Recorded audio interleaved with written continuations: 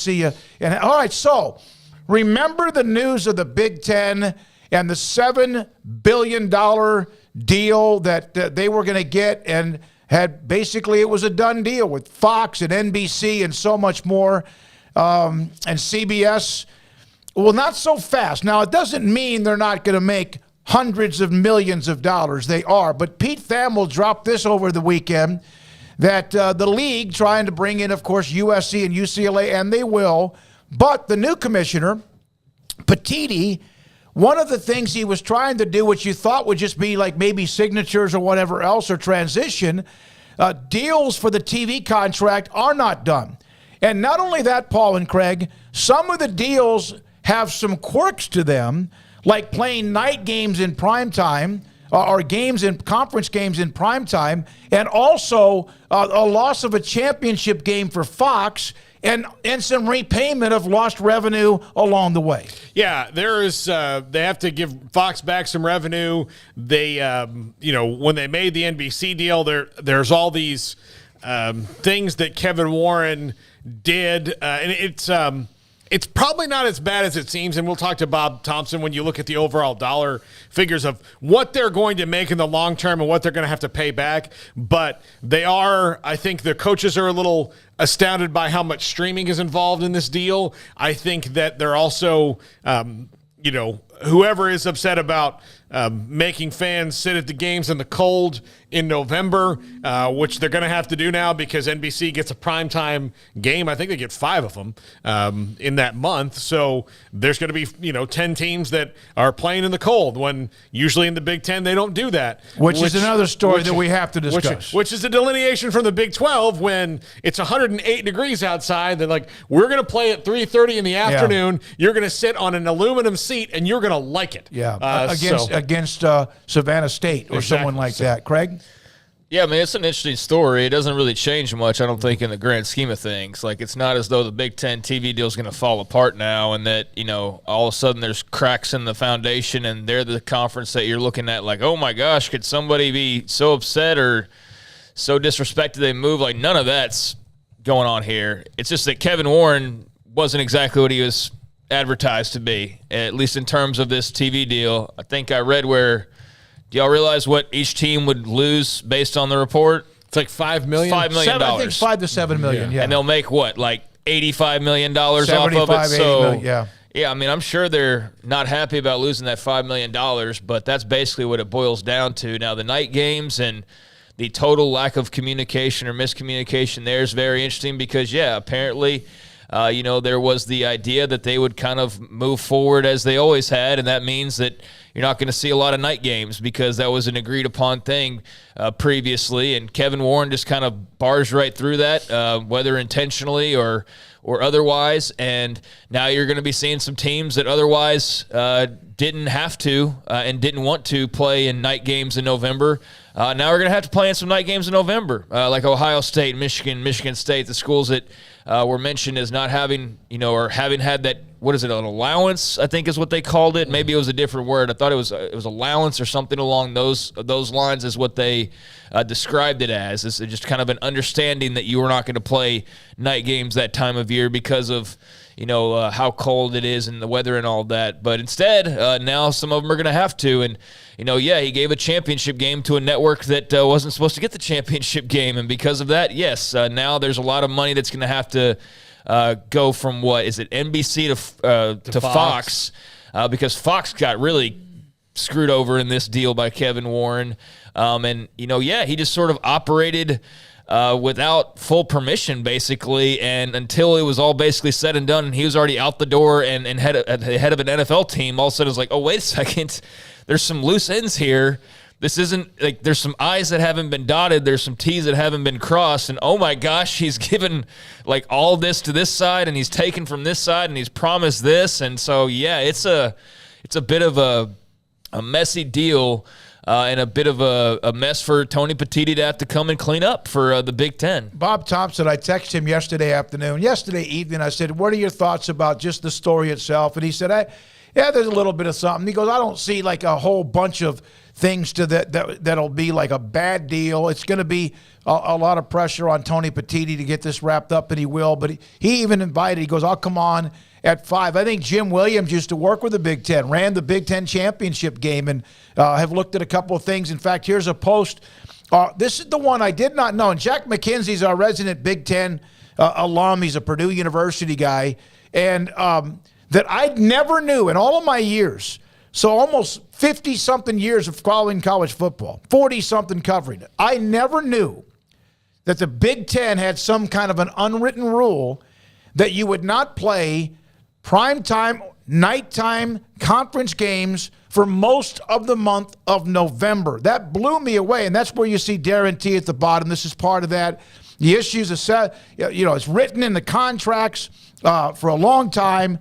2023 Big Ten school will have to play at night. It does. I just was blown away by that they don't play night games in November. He's just pointing out to Jim that's the thing, is that they don't do that. And so, yeah, I didn't – if I knew that, then it wasn't like tucked away as like some important piece of knowledge. I just kind of glossed over it at some point because I either didn't realize that or just never even thought twice about it. So, yeah, that's interesting, and I wonder how many people are also coming to that realization as well, because I truly never thought, like, why aren't they playing – November 14th at night, Michigan, like it never crossed my mind, and now obviously we realize why. It's because we're conditioned to not expect it. But what's the reason? What's the reason? Because the cold for the fans. All right, I would think the fans, that would be wonderful. I'm not saying that you're 12 degrees or whatever and it's snowing in blizzard conditions. It could be that way at 12, and I know it's nighttime. It makes it even colder.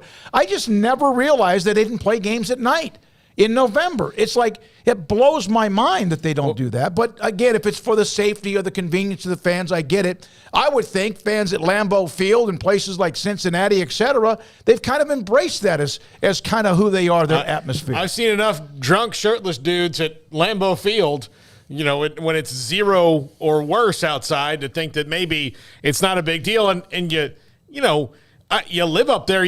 One of the things about – at least down here when it's hot, and I hear people complain about it, like, we live here. We know it's hot. Like what hits you, like, all of a sudden that it's hot? Even if you're used to it, hot is hot, but you're used to it, cold is cold. But I just think, I'm not saying that there should be, like, 3 games every Saturday in November, but I was surprised. Did never realize that they didn't play games in the at nighttime in the Big Ten in the month of November, and if that's what they want to not do that. But Kevin Warren seemed to like push a lot of things through.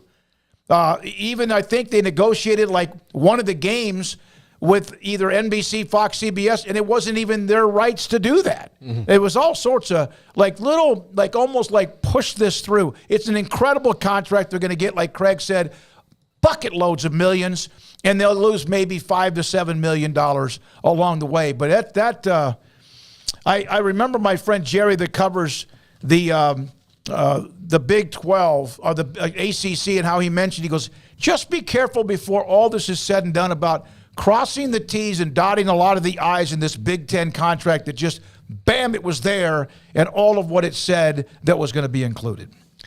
Yeah, I mean, clearly, that's why it's such a big story today is, a lot of people did that and just gave Kevin Warren, I guess, the benefit of the doubt. And, you look up when it's actually time to seal the deal or finalize things, and there's some parts missing, or some parts that weren't exactly constructed the way they were supposed to be, and clearly a lack of communication in some areas. So, yeah, it's a bad look for him. I don't know how much he cares. He's out of there already. He kind of came in, did his damage, and left. And, before anybody could even realize whatever damage he had done, for better or worse, he was already moving on to something else. So I think the only question now is, does he get a bonus for what was negotiated?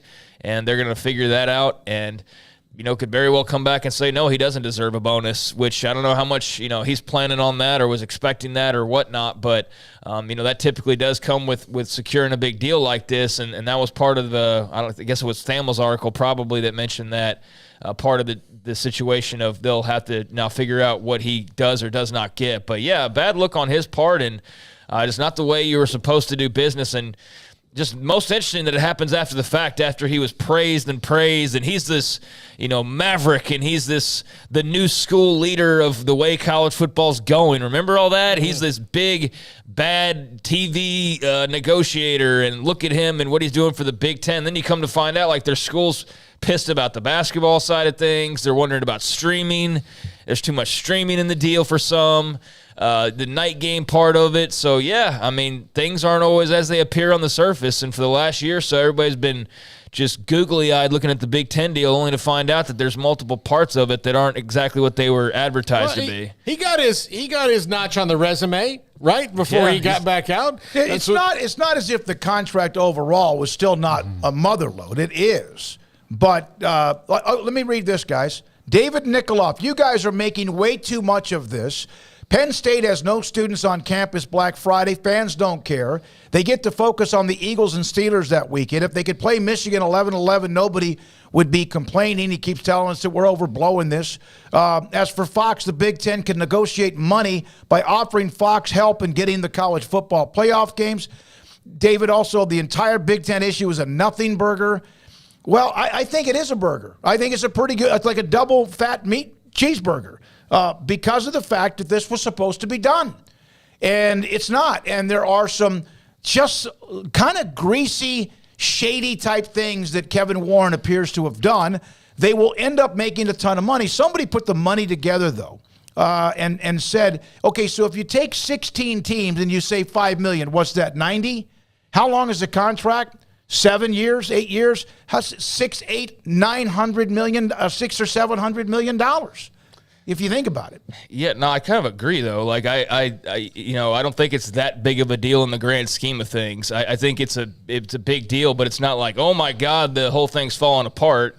I think that the part that I've said at least is just in describing what's going on is not necessarily like getting super reactionary over like, oh my gosh, can y'all believe? I think I'm just sitting here going like, yeah, this isn't what it was supposed to be on the surface, and that's kind of shady, but he's already moved on, and I think that's basically what I said. So, I don't know that that's really blowing it out of proportion too much. Now, if we got in here and it's like, the deal's going to fall apart the schools aren't going to be able to pay their bills, like, that's kind of what you make it sound like, and I definitely don't think that that's the case at all. But, yeah, I mean, it's a bad look for Kevin Warren. It's not going to change anything other than there's a little bit of money coming out of everybody's pockets that or there won't be money delivered in people's pockets that was expected to be there. But, again, it's drop in the bucket compared to what they're still going to be getting. So I slightly agree with that texture right there, but not fully, obviously. All right, so there we are with that. Now, one other note.